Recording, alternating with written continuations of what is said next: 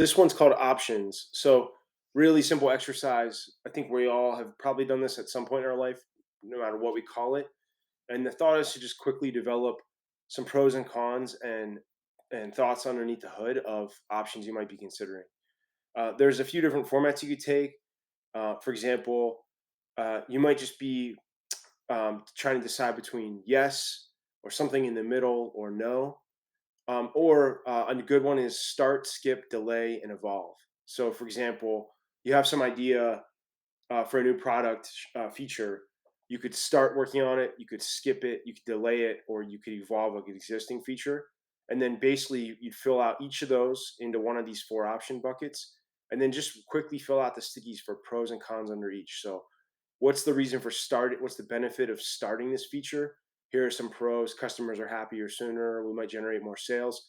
Cons would be we're going to redirect the whole team to work on this feature, and it could burn people out, or it could take time at the expense of other features we could ship.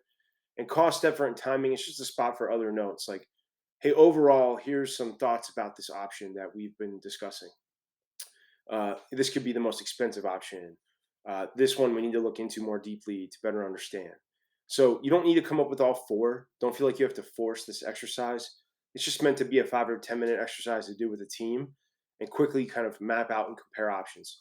So, for example, one that we see common with clients and partners is, oh, we need an app. We need a native app. Well, let's talk about what you actually need. Like, based on what we understand today, people might just want a more mobile friendly experience, or they might want to be able to do this feature that they can't do today on the desktop. So option one might just be a responsive web app. Option two might be let them do it through email and SMS. It's still mobile friendly, it just isn't a native app. Option three could be building a native app. And option four could be doing nothing and maybe not shipping the feature or whatever. And then you quickly kind of map out pros and cons for each of these. So that's a quick example. Start at the top, work your way down through the option of writing pros and cons, and make any notes to compare.